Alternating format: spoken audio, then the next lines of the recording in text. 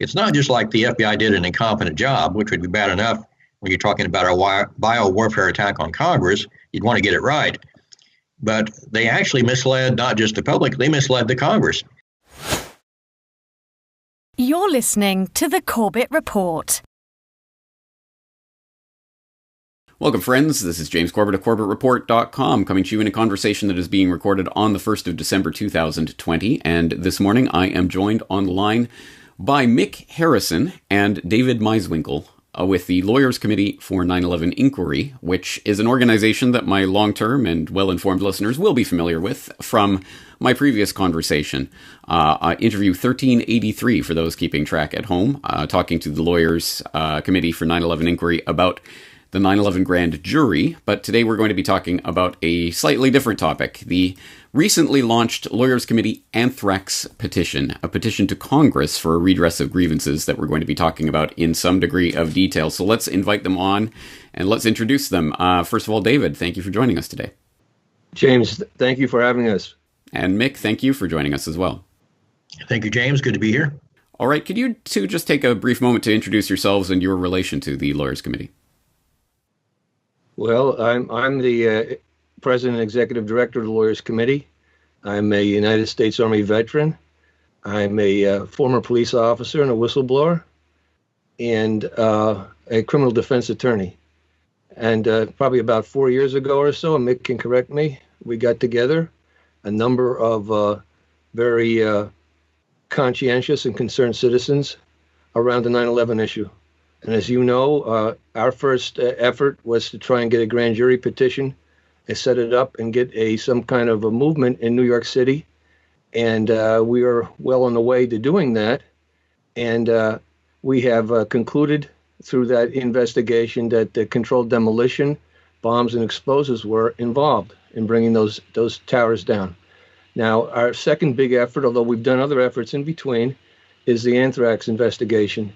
We've submitted now to Congress a 76-page document with 69 exhibits, some of the exhibits never seen before by the public, and a 3-page letter you've probably received, an executive summary of the what we found.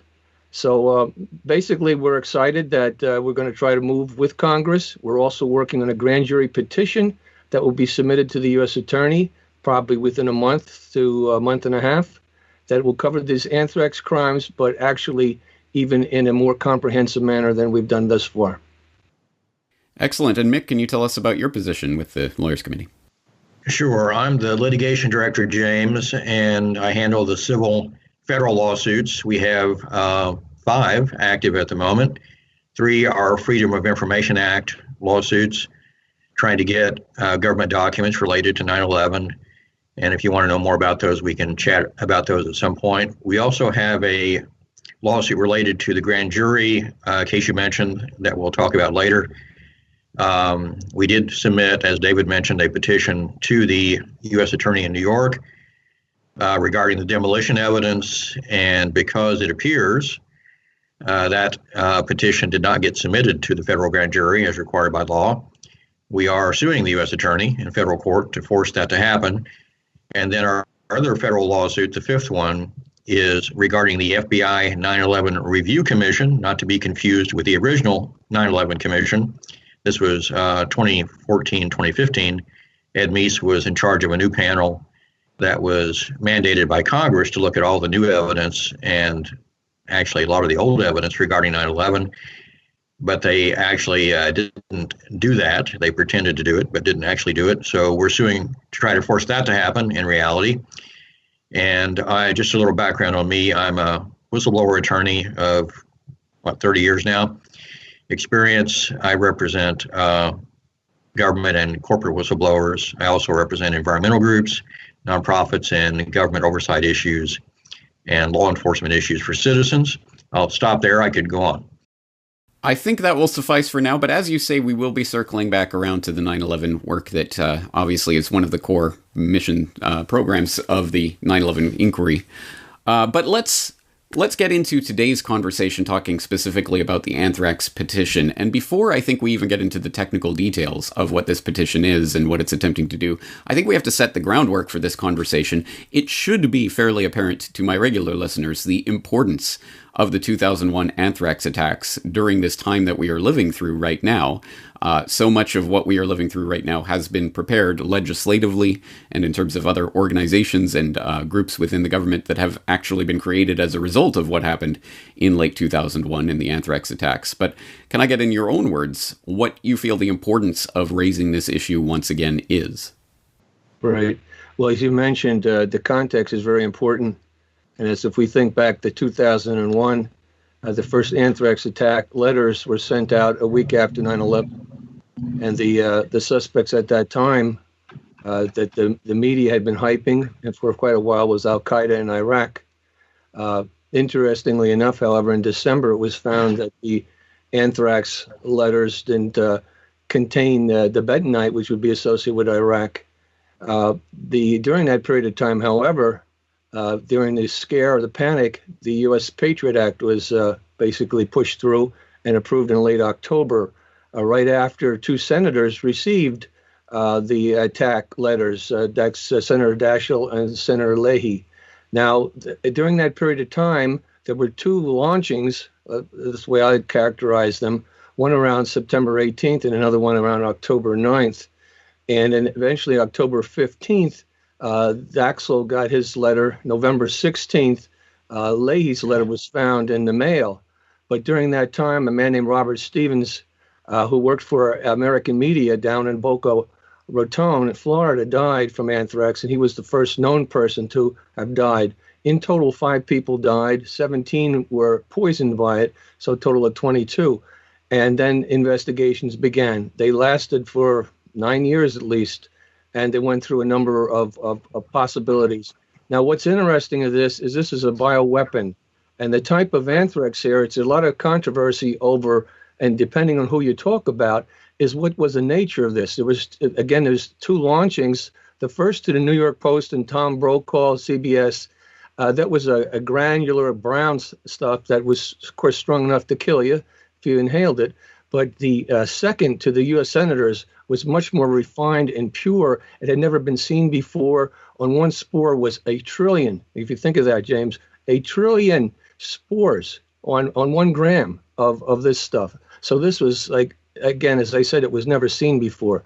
But there was a lot of controversy between people who said it wasn't a weaponized version, and there was it found inside these spores were different chemicals, which we can talk about. Things that Mick will probably get into it too, for these morphites, which were found for morphs, and there's other things like tin and silicone and iron and oxygen. And where you start to look at where they supposedly are, you can find out that the proper investigation really wasn't done. So where we are now, and you said right now we're in the midst of a pandemic, or so to speak, a worldwide pandemic, where we have this material that's come out of wherever it's come out of, whether it's Wuhan or whether it's somewhere else. But the question there is whether and what is this? And the esteemed attorney, Francis Boyle, who actually drafted the bioweapons treaty, he believes that there's a bioweapon involved here. We haven't taken a position, or the lawyers committee hasn't taken a position on whether it's a bioweapon or not. But if the original attack back in 2001 had properly been investigated, perhaps many things, including what we're experiencing today, would not have happened or be happening.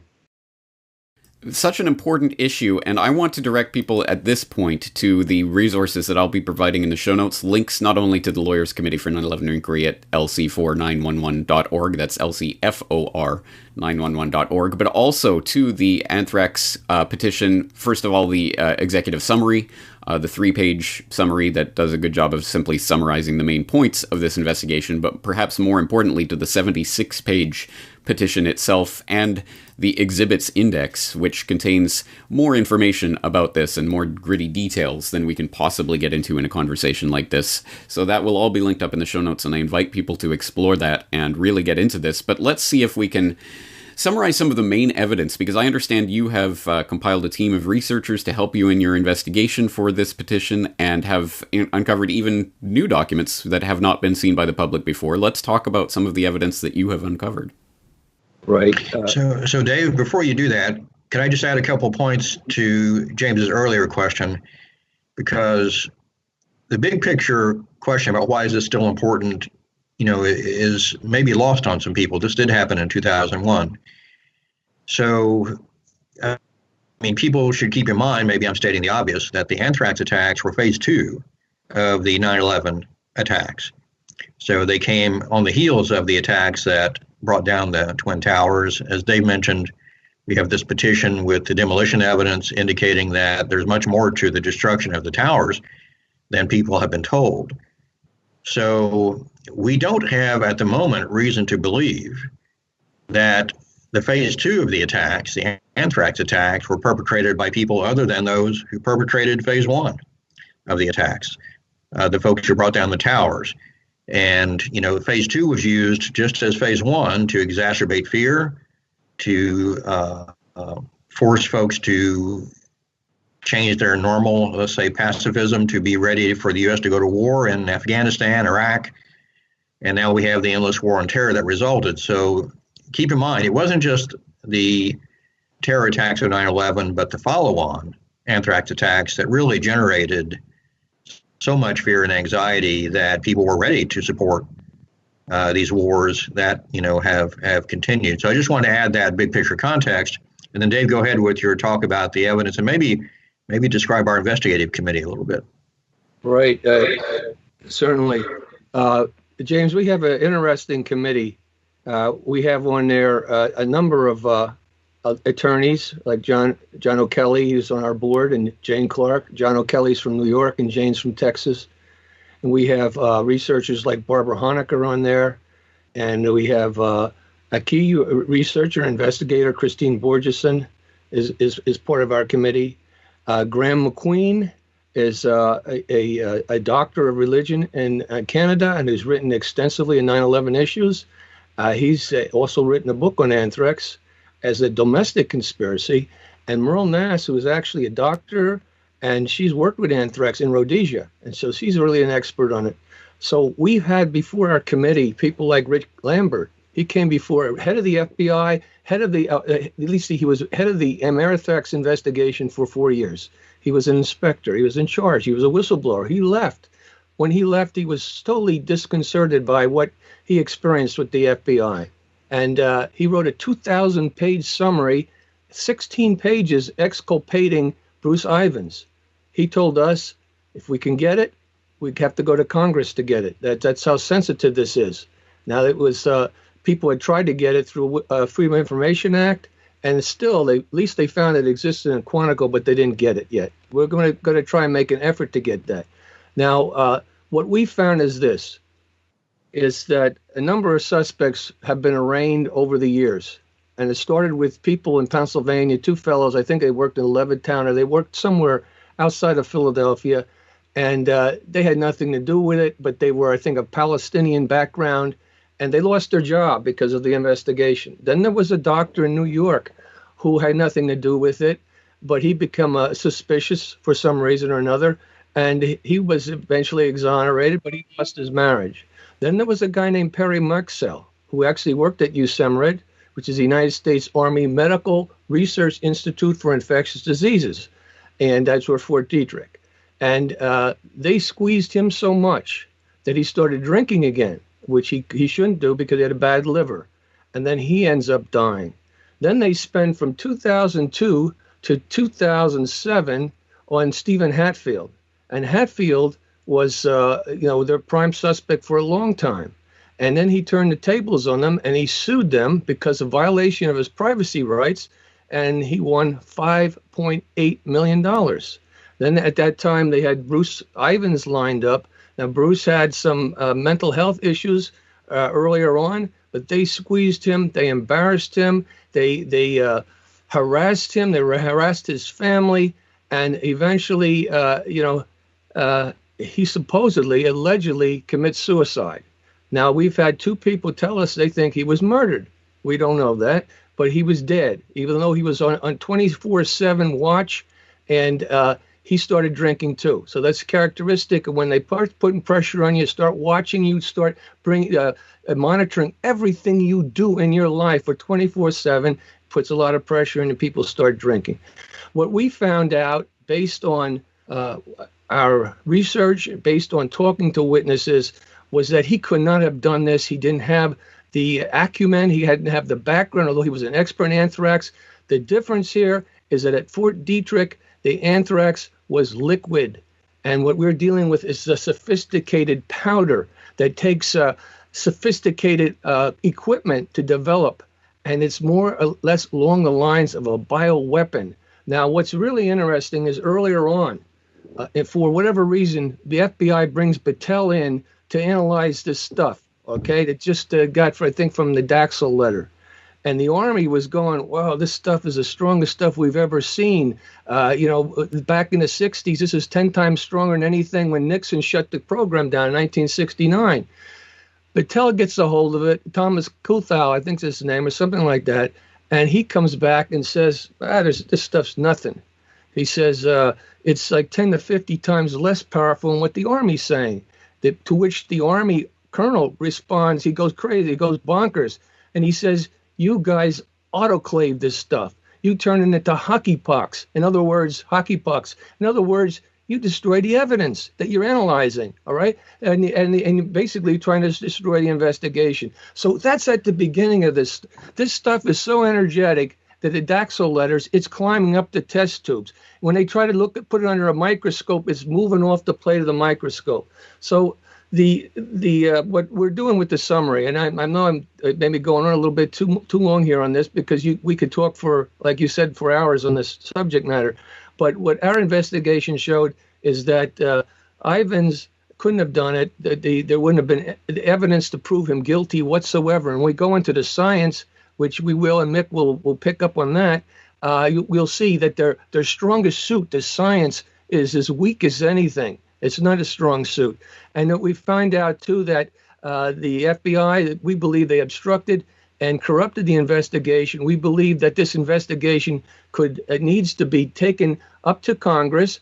And we need, in fact, there was a bill at one time, H.R. 720. We've talked to Rush Holt about it. He's retired now. Congressman Nadler's still around. Senator Leahy's still around. Senator Grassley's still around. They all want another investigation. New York Times wanted an investigation. The Washington Post wanted an investigation. We've talked to a number of scientists that believes that this should be investigated. So let's investigate it. But the FBI can't investigate itself. The Justice Department can't investigate itself. So we'll be asking for a special investigator, special counsel to get involved. Mick, I'll turn it over to you to anything to add about that evidence. But before we do so, I should just vouch for the investigation committee that you've put together and say that I myself have interviewed both Dr. Gray McQueen and Dr. Merrill Ness about their respective anthrax research. So I'll put the links into in the show notes into those conversations so people can hear more of their own research and investigation into this. But Mick, how about anything to add regarding the evidence that you've uncovered? Sure. Well, there are details, of course, in the petition, but some big picture points that are worth noting. One is that the case against Bruce Ivins, Dr. Bruce Ivins, by the FBI appeared strong for those who just took what the FBI said at face value. But when you really looked at the details, which we did, not only was there nothing there against Ivins, there was really some pretty strong evidence, as Dave said, the FBI had intentionally misled, not just the public, but Congress as well. Now, what are the key points in that? Well, one is the FBI took the position that Ivins appeared guilty because what they called the murder weapon, which was a certain flask of anthrax at the Maryland facility, the Army facility at Fort Detrick, they called it 1029, RMR 1029. The FBI said that was the murder weapon. And they said that because they did genetic analysis, DNA analysis, which they said, and they did this based on 1,000 samples that they collected from labs around the country and some outside the country of folks who had used anthrax, and they were trying to track where the anthrax came from that was used in the attacks. So they did the DNA analysis, and they came up with what they called a fingerprint, which was these morphs that Dave mentioned, some mutations that were unusual that they found in the attack anthrax. And so they went through all these samples that they had gotten by subpoena or a consensual search from these labs, and they were trying to find out which lab had the fingerprint, the unique combination of DNA morphs that matched the attack anthrax. And they claimed that their analysis, scientific analysis, showed that it all tracked back to RMR 1029, the flask that they say Bruce Ivins controlled. Well, the first problem with that is Bruce Ivins didn't control RMR 1029. He did use it, but a lot of folks at US Hammered had access to it, probably 100 folks or more. He also had sent portions of that same anthrax from RMR 1029 to Dugway Proving Ground, a big Army facility that does research on, among other things, biological weapons and anthrax, and also to Battelle in Ohio, which does a lot of work for the government, including the CIA. So other people had it. It wasn't just Ivins. So the first basically misrepresentation was Ivins controlled the murder weapon. Well, that was just a lie. I mean, it just wasn't the case. So then the question is, how good was the FBI's fingerprint DNA analysis? Well, after the FBI closed its investigation, the National Research Council came out with a report. They've been asked to do this report on the FBI's science in the anthrax investigation by the FBI director himself.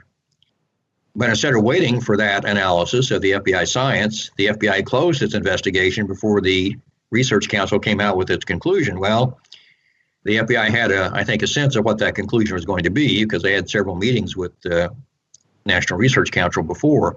The conclusion was the science was really not good enough to draw any conclusions about where the attack anthrax came from. In other words, the assertion that it came from what they said was Bruce Ivins' RMR 1029 flask was not scientifically valid. You couldn't draw that conclusion with any scientific certainty. So they also said some other interesting things, like the morphs that formed the fingerprint were likely found at Dugway Proving Ground. Now, why did they say that? Well, it's a pretty simple analysis. We go through it in our petition.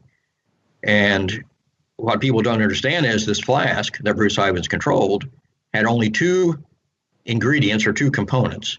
It had input from Bruce Ivins produced anthrax at Fort Detrick. That was from what we call RMR 1030, and it had another input. Most of it, 85%, came from Dugway. A lot of people don't realize that the murder weapon that the FBI describes as the murder weapon, 85% of it came from Dugway. Now, here's the other thing that you have to look through the footnotes in the NRC report to figure this out. The FBI didn't tell you, and that is that Bruce Ivins' RMR 1030 supply of anthrax did not have the fingerprint morphs. So think about this. You got the murder weapon that the FBI says is the murder weapon, has the fingerprint morphs. It has only two components, one of which, Bruce Ivins, doesn't have the fingerprint. What was the other component? Dugway. It doesn't take a genius to figure out that there are only two components. One doesn't have the fingerprint, the other one does. That's where the attack anthrax came from. Now, we're not saying Dugway committed the attacks. What we're saying is whoever did the attacks, it appears, got their anthrax from Dugway. May have gotten it from someone else who had the same anthrax that Dugway had. That would include Battelle, and there were probably others. So now there's another big picture point, evidence-wise, that a lot of folks don't understand about this, and that is the scientists at Fort Detrick were very much supportive of Bruce Ivins in terms of his innocence, and they were, of course, also defending themselves as against the FBI's claim that the anthrax came from Fort Detrick. So they started their own internal investigations, and they started putting the pieces together. And Colonel Arthur Anderson, Dr. Arthur Anderson, who David, got in touch with and has talked with extensively, and we talked with him a little bit, and he gave us a number of documents you'll find in our exhibits. He was in a key position at Fort Detrick.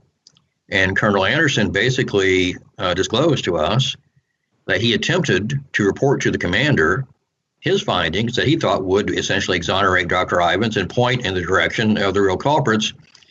And he was told by a high level, either the commander or someone close to the commander, don't do that because a few days ago, we had a high-level visit from the Secretary of Army, and someone in the delegation, maybe the Chief of Staff, maybe the Secretary, said, essentially, we don't want to hear your concerns about the FBI's investigation because the commander himself raised it with the Secretary of the Army. And he was told, don't, basically, he said, squelch the investigations, internal investigations you're doing, and squelch the criticism of the FBI. So you got, on the one hand, an Army basically cover-up of their own, squelching their own scientists who could blow the whistle on this. And the other big picture thing is, and I'll stop on this and turn it back to Dave and you, but the other big picture point is that the FBI itself did, how can I put this tactfully, engage in its own cover-up.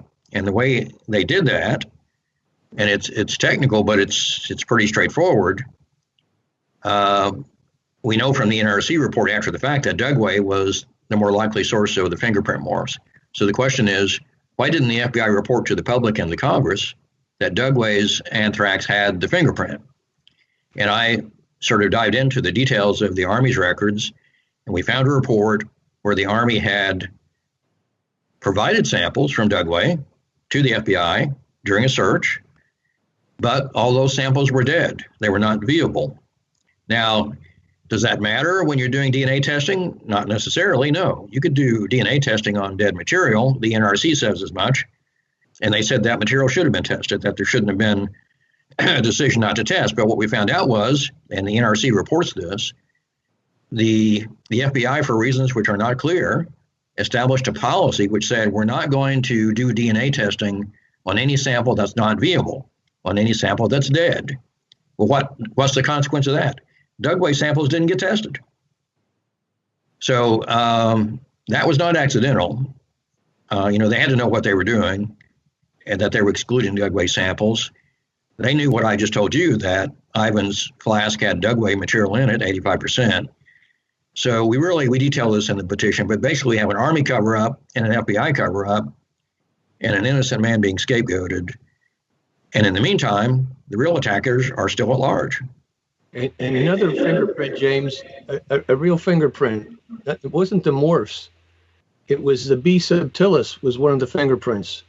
And when they didn't test Dugway, when they gave them a free ride, it was B subtilis that, through our investigation, we find them continually having problems with that when they run these production runs. In fact, when Bruce Ivans received the number of production runs, I think there was 13 of them that he received that comprised this flask from Dugway, which consisted of 85% of that. At least 5 of them were bad runs. They had to kill the run because of the B subtilis contamination. So by not having any kind of evaluation of Dugway's material, that not only did they skip looking for the morphs, but they skipped looking for the B subtilis. Now, B subtilis was in the anthrax letters in New York City. It wasn't found in the anthrax in Washington, D.C. with the senators. But what was found there was this microencapsulation, this aerolization. And otherwise, when you open that letter up, it's like a gas. It's not a gas, but it's like a gas. The electric charges have been altered so that it doesn't clump together. And it's just primed to inhale in your system. There's a sophisticated process where this silicon is brought into the exposorium, which is inside the spore, and it's delicate and it's sophisticated. And then there's tin. The FBI never talks about the contamination of tin. Then there's iron. They don't talk about that, or oxygen is found out. And they really warp the silicon. They try to make it. They try to refer back to it like it was like 10 years before that silicon could be found in it. And the amounts, the quantities of silicon were not from a natural source. They were arguing a natural source. Lawrence Livermore did examinations and studies, and they showed that this was a lot of silicon there. It wasn't ever explained. So that's really important too. So they would be really the fingerprints that we could argue that's where they should have started. Even the National Academy of Sciences, it says through parallel evolution, that these morphs could have developed on their own through some kind of process they call parallel evolution. So it might not have been when Nick referred to what the standards there. They said that the connection with the Morse and the Anthrax letters and the attacks were consistent. Now, the consistent is the lowest level. That means it could be non-consistent. There's other areas which could be like suggestive or indicative or demonstrative, but none of them. The highest level they couldn't go to. They could never take this evidence into court and get anywhere with it. I think it's at this point that I'll underline the importance of that document that you're referring to, the National Academy of Science National Research Council's review of the scientific approaches used during the FBI's investigation of the 2001 Anthrax letters that was published in 2011. It's a 233-page document that does provide some fairly damning evidence of the FBI's investigation, and that I did cover at the time, but has not exactly been memory holed, but at least has been largely forgotten or is excluded from the conversation about anthrax far too often. So I will underline that and provide a specific link into that document so people can review it for themselves. But let's address, I think, one of the underlying points of this conversation that I think is important to address and put on the table, which is that you mentioned the scrapping of the U.S. biological weapons research program in 1969 under Nixon as sort of a preparatory stage towards the 1972 Biological Weapons Convention. However, it is extremely important to note that on September 4th, 2001, 1 week before 9/11, 2 weeks before the anthrax attacks began, Judith Miller, yes, that Judith Miller of the New York Times, did have a front-page New York Times story, U.S. germ warfare research pushes treaty limits, revealing, for the first time, at least in the pages of the New York Times, that over the past several years, the United States has embarked on a program of secret research on biological weapons that, some officials say, tests the limits of the global treaty banning such weapons. And that, as she goes on to report, that research did include anthrax. So let's address the U.S. government's capabilities. That's right. in during that period of time, there was 3 CIA programs that Battelle.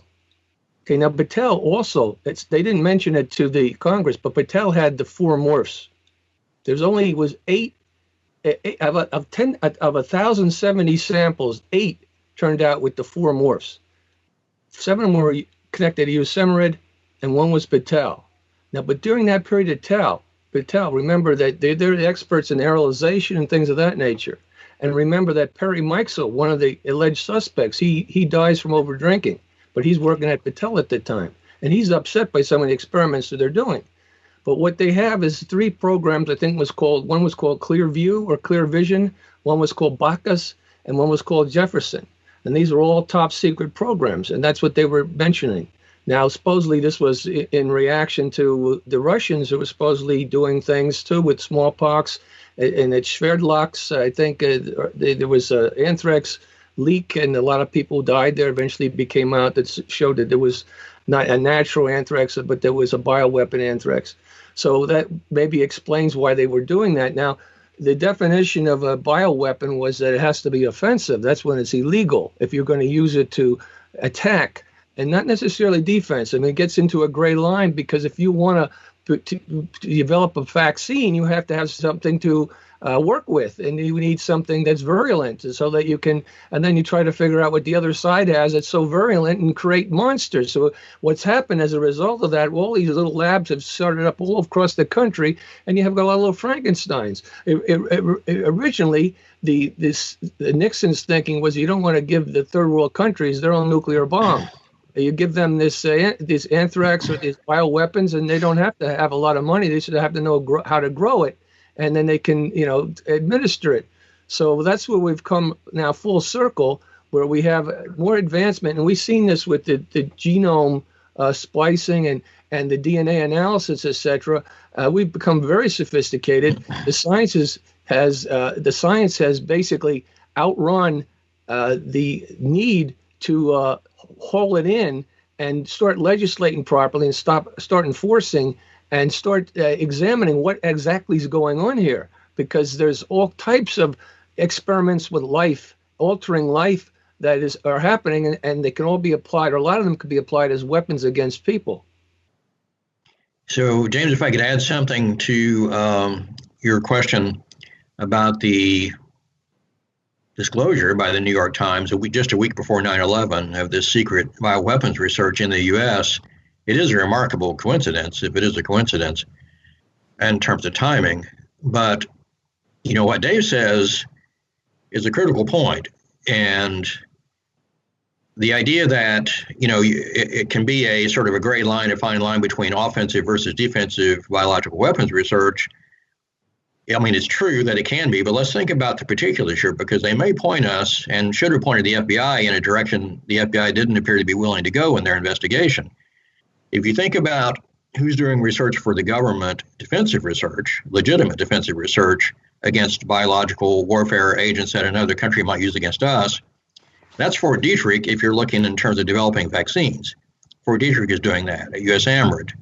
But if you're not looking at developing a vaccine, but looking at some other defensive method, like how do you deal with a biological weapon that's made very dispersible through the air, that's Dugway. Dugway does that type of research. That's not US AMRID. Now, what Dave was pointing out about the nature of the attack anthrax that went to the two senators and appeared to be designed to assassinate those two senators. People don't realize this was a biological warfare attack on Congress, basically. It didn't succeed, thankfully, but it was intended to kill two United States senators. Now, that particular anthrax, as Dave said, is much more refined. It was refined not to make it necessarily a different type of toxin, but to make it more dispersible. Now, who would likely have access to that type of anthrax that's made more refined to make it more dispersible? If you're doing defensive work in the U.S., and the FBI has basically concluded this anthrax came from a U.S. facility, pretty much. They acknowledged it as the Ames strain, which is a U.S. military strain. So, they never worked with dry aerosolized anthrax at Fort Detrick, but they did at Dugway. They apparently did at Battelle, possibly in some of the research that the New York Times is talking about.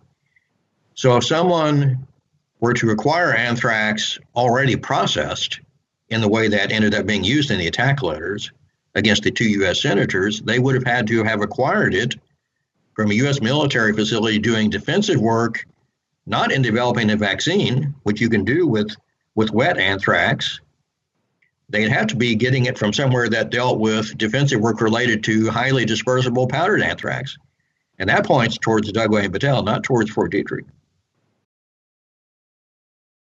It's such an important point, and as you say, a point that was excluded from the FBI's investigation. Do we have anything on the record to indicate that the FBI even considered this possibility in their Yes, we do. I have something I put aside. I've used it before, and I just want to read this to you because it was introduced to us by Barry Kissin. He's an attorney from Frederick, Maryland, and Barry is he's an advisor to the Lawyers Committee. And one of the things that Barry first told us was about this excerpt, what I'm going to read to you. And it has to do, I'm not going to read the whole thing, has to do with Congressman Nadler, because Nadler is saying, please include in your answer, because this is to Mueller, why laboratories that are publicly identified as having the equipment and personnel to make anthrax powder, such as U.S. Army's Dugway Proving Grounds in Dugway, Utah, and Battelle Memorial Institute in Jefferson, Ohio, were excluded as possible sources. And this is the answer. Again, I'm not reading the whole answer, but towards the end. Here's what the FBI says, and listen to this closely. Using various methods, the FBI investigated to two facilities that received samples from the parent flask and eliminated individuals from those facilities as suspects because even if a laboratory facility had the equipment and personnel to make anthrax powder, this powder would not match the spores in the mailed envelopes if that lab had never received a transfer of anthrax from the parent flask. Now, it's a convoluted thinking. He admits that they had it, and then he says that we eliminated them because they didn't have it, even though they had it. And as Mick pointed out, 85% of what Bruce Ivins got in that flask was from Dugway. And the 15% he put in from RMR 130 was his stuff. There was no morphs in that. So all the morphs would have had to come from Dugway, and the beep is, remember, in that flask there was no B subtilis at that time. There was no silicon, there was no iron, there was no oxygen, there was no tin. Where did that all come from? It wasn't in the flask. The morphs were in the flask. But we say, forget the morphs. Let's go beyond the morphs. Let's go to that stuff, like what Mick said. This is aerolization, microencapsulation, very sophisticated. Who could do this? Fort Detrick could not do this. The scientists that we talked to, we have 4 declarations from scientists that worked there that knew Bruce Ivins. They swear that he couldn't have been this suspect. One is they knew him personally. He wasn't that type of guy, but he didn't have the knowledge and they didn't have the equipment at Fort Detrick to do it. Patty Worsham, another scientist that testifies at the grand juries, she says the same thing. So just take the investigation to the next step. Let's open it up. Put all the cards on the table. Well, from my layman's perspective, let me just observe from an outside perspective, I don't understand how anyone can look at this research and evidence that you've compiled here and say that the FBI investigation was complete and comes to a final verdict on what actually happened here. It's so full of holes, self-evidently so, as you've pointed out here, and we have only begun to scrape the surface of the level of detail of evidence that you've provided. So I will once again really exhort people to go and look through this entire petition. But I do want to get into the specifics of what this petition is.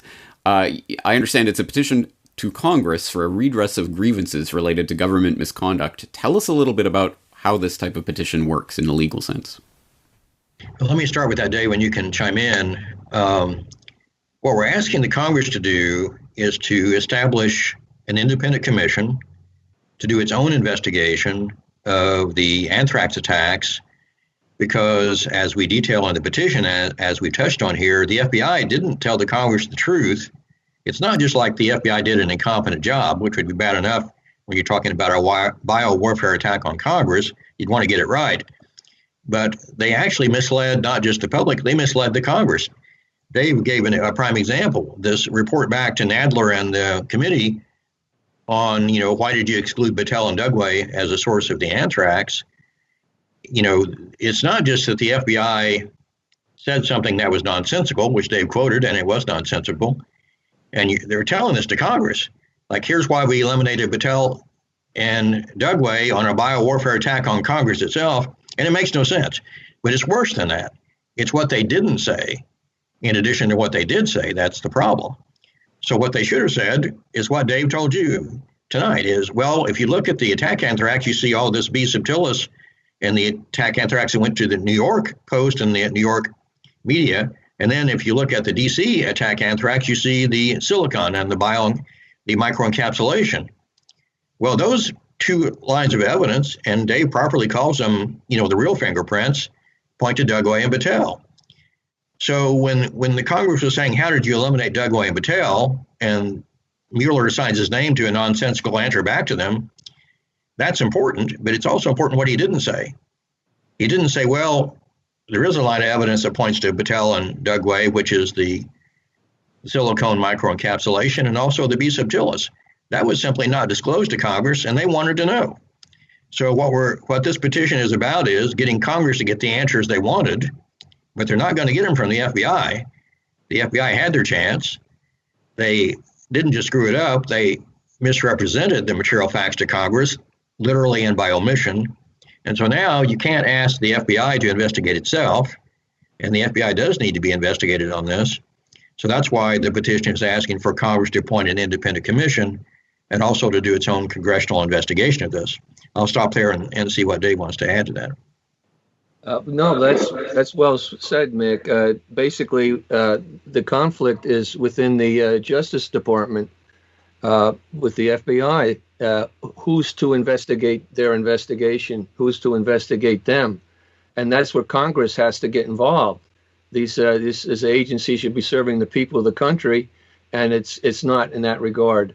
At least the higher ups aren't.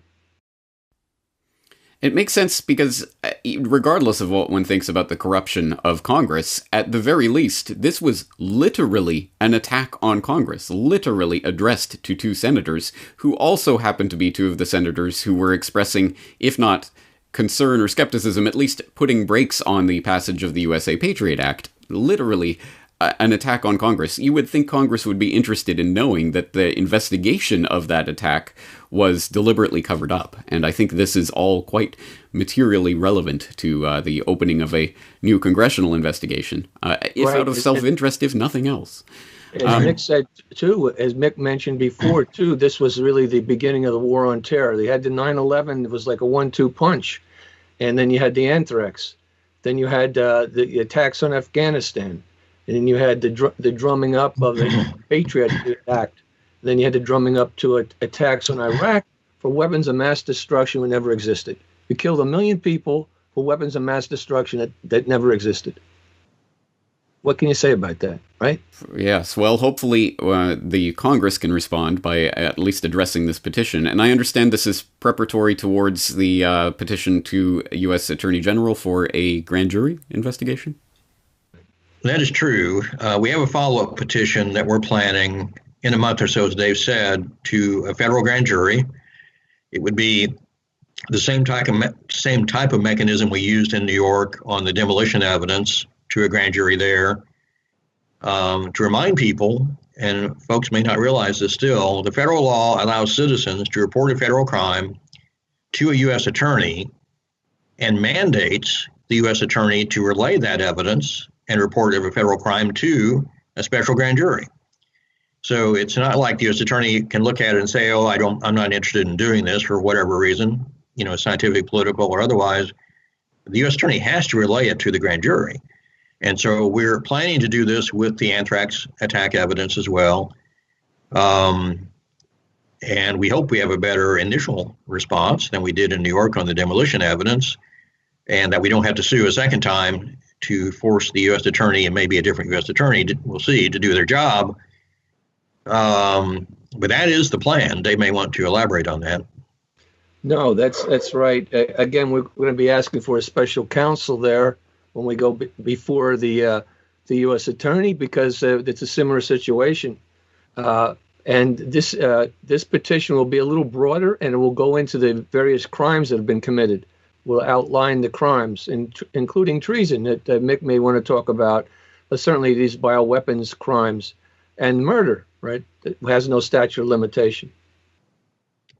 Well, treason is worth noting. Should I mention that now, James? Or? Yes, quite quickly. So it's a federal crime, of course, in a federal statute to commit treason. It's also a crime in the Constitution. I think it may be the only crime specified in the Constitution.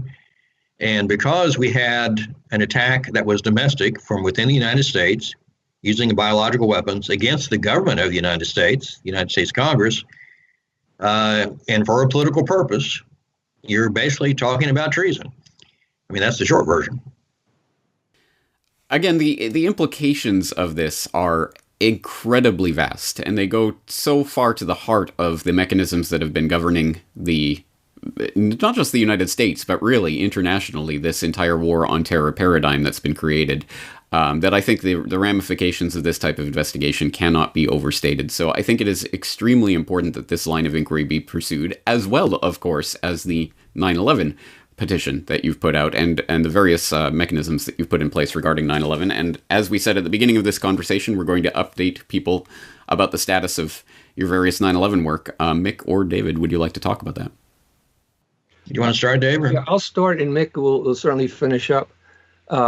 Back in, I think it was November 8th or November 9th of 2018, we received a letter from the U.S. Attorney Berman, who said that he received and reviewed our material and that he would comply with the law, which was 18 USC 3332A. And that had to do with him making a presentation to the grand jury. So we were fairly excited about that. Nothing happened forever. We had contacted, Mick and I had talked to the office there, and they couldn't tell us anything. Eventually, we had to sue. Now, what happened is they come back, the U.S. attorney, and say we don't have standing. Now, we do have standing, or at least we argue we have standing. Architects and engineers is one of the plaintiffs, along with Richard Gage. Then we have Commissioner Joya, who is a fire commissioner. He's from Nassau County in New York. He worked on the piles. He has friends that were killed. We have the one co-plaintiff who lost her husband, was a valiant firefighter. We have another co-plaintiff who lost her brother. He's a valiant firefighter. We have Robert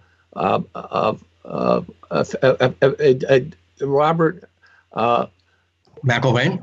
Robert McIlvaine, who lost his son, Bobby McIlvaine. And then we have Chief O'Kelly, who was a hazmat fire chief in New York City, who has a permanent disability because of it.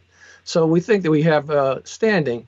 Now we're arguing that, and Mick can take it further because he's working directly on the petition and the brief.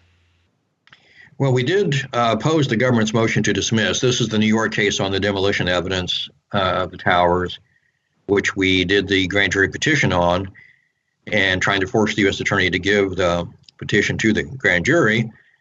And we have really, I don't know if this has ever been done before. I don't think I've seen a case exactly like this, because the government is trying to say we don't have standing to litigate this, even all the great plaintiffs that David mentioned who have suffered, so terribly from the attacks, and the government saying none of these folks have a right to sue to get this evidence put before a grand jury, which I just find personally offensive.